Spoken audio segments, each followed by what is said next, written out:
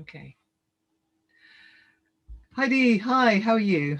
Really well. How are you, Kate? I'm good, thank you very much. Heidi, I've invited you on to have a chat with me because this month I'm looking specifically about the role of posture in maintaining good mental health. Now, I know that you are very body conscious, if you like, Mm. and I wanted to talk to you specifically because this is not something about, doing yoga or meditation or kind of like reconnecting with your body through anything sort of too fluffy. I wanted to sort of dig a bit deeper and get Mm. into the the the science almost behind it, the facts behind how important being more aware of your body and your posture is to your mental health. Do you want to just kind of introduce yourself a little bit and tell us why I'm talking to you, and Yeah, why absolutely. I think that you can really sort of get to grips with what I'm trying to explain in this initiative? Yeah, well, first of all, thanks for having me. It's an absolute privilege to be here. I have huge respect for the work you're doing. I think it's essential. Um, I'm Heidi Marke, and I have a first class honours degree in psychology, and I've trained in Zen yoga, which is very unusual, with a Zen master. So I've really mixed it up. I'm bringing together the science and what you might say is fluffiness, but I would argue it's the bits that are missing from the psychology research. So that's why I went that route. I needed it. I managed to break myself. So I had to mend myself. And my route, my body was screaming at me. So I've delved very deeply into it personally, academically, and experientially. So when you say your body was screaming at you, how did that manifest itself? What was that like? I was waking the night with severe pain all down the left side for no reason, no discernible, obvious reason. So that's physical pain. Physical pain, Hmm. physical pain, literally body screaming at me. Like, why? And do you know what I did? I went, okay, I'll do some stretches or I'll take some paracetamol and I'll get through to the end of term. I was teaching very stressful school at the time. Kept going, kept going, kept going, push, push, push. Despite my body screaming at me, I learnt to override it and get through. It was only when it woke me up on holiday that I decided to go and seek help. And then I worked with a functional sports practitioner who helped me. He was a fellow yogi and we worked together, did some quite painful work on putting me back together physically, which then led me on my journey to where I am. So I'm very grateful for that pain. But what we tend to do is ignore physical symptoms that have no discernible label. And there's a lot of those because a lot of them are, a bit difficult to diagnose, kind of stress related.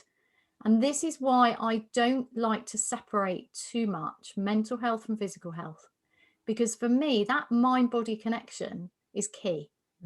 When we look after our bodies and treat them as so much more than inconvenient ways to carry our mind around all day and get our stuff done, which is where we tend to work culturally, just get stuff done. The body doesn't like sitting all day or being pushed too hard all day, but we go, oh, come on, body, you're just annoying. We patch up and keep on going. We push, push, push. We toughen up, we ignore until our body screams, depending on who you are.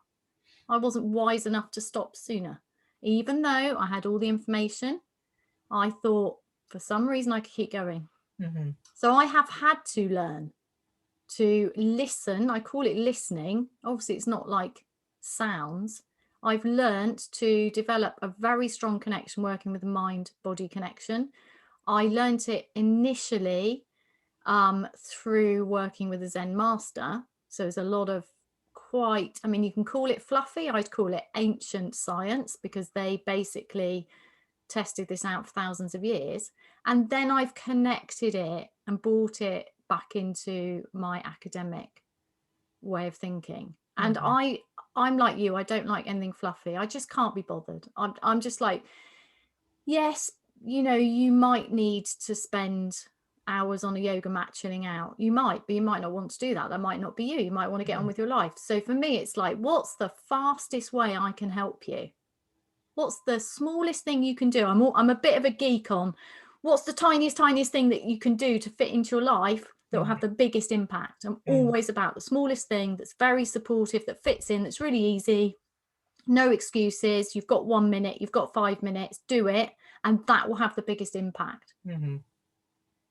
So that's where I am with it.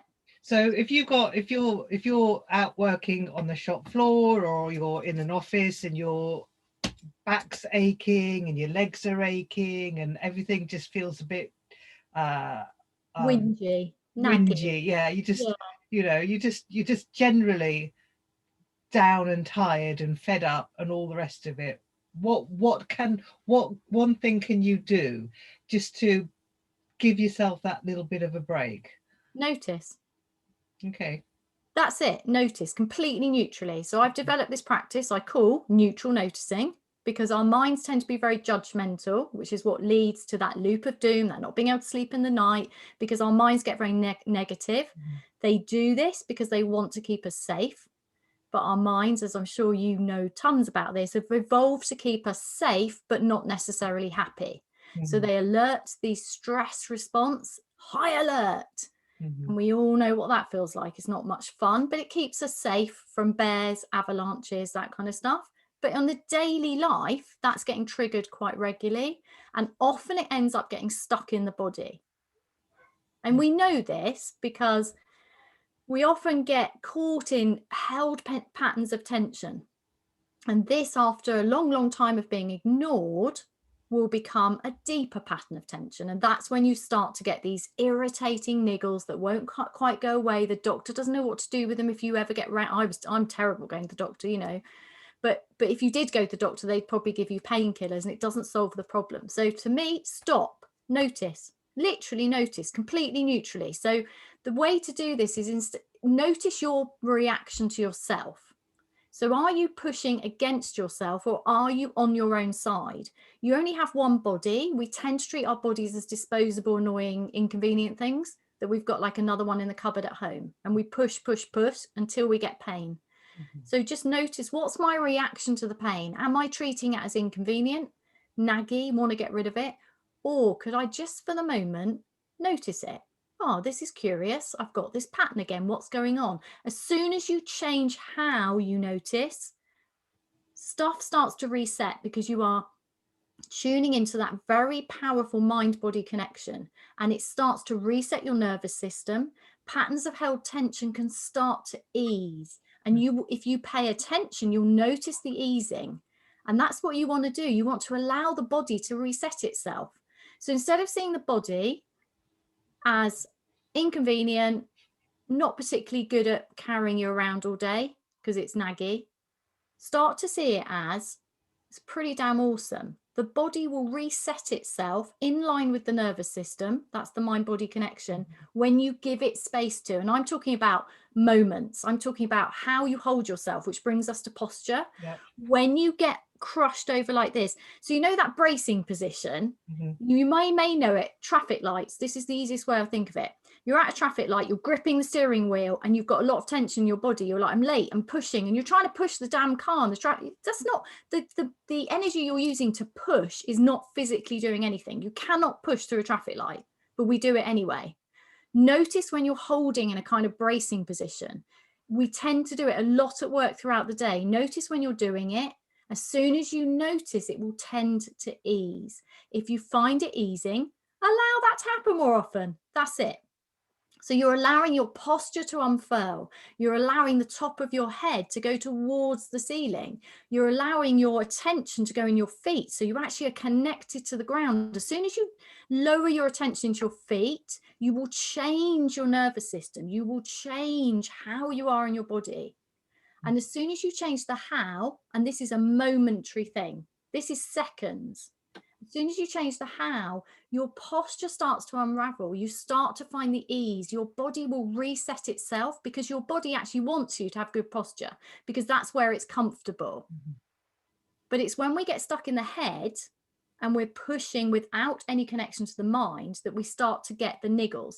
So if you can use the niggles as a warning sign, maybe you're holding unnecessary tension. Maybe you're pushing yourself too hard, and there's an easier way to do this. One of my favorite things is, what would this look like if it's easier? If it's easier, your body will feel more at ease. It's easier to allow your shoulders to come away from your ears and your top of your head to go towards the sky, the ceiling, wherever you're inside or out. And then that in itself, you tend to feel better. It tends to lift you, because as soon as you let go of the rubbish you're holding on to, your mood elevates. You feel more yourself. You feel more at home in your body. You feel stronger, you know? And if you're somebody who's lifting a lot or working outside or anything physical, this is actually easier. I think it's actually easier for people who are in kind of quite physical jobs than it is if you're just stuck in a screen. Because when you're in a physical job, you are using your body more. So you've got more opportunity to get out of your head, feel your body. So if you go to lift a box, for example, or anything you're lifting, if you really tune into the feeling of your muscles, the strength, how things change, there are feelings going on all the time that we're ignoring. All you have to do is notice. There's nothing woo about this. You're moving your attention out of your head, which can be a bit nagging, not always that much fun anyway. So who doesn't want to break from the busyness of the overwhelmed mind, into the body with like respect and like, wow, you know, I asked my hand to move and it moves. You know, our bodies are amazing. They do so this, much for us. absolutely, and this can all be done literally where you are in that moment. You don't have to go anywhere. You don't have to get a mat. You don't have to put your lycra on or do anything like No, that. it's You, a you can how. literally do. Yeah, it doesn't take time. It takes practice initially, because you're moving your attention. So it's discipline. So what I would do, a really good thing to do, is maybe set a notification on your phone once every hour. Just check in with your body. It's the how, it's not the what, it's the how. Make it really, really easy.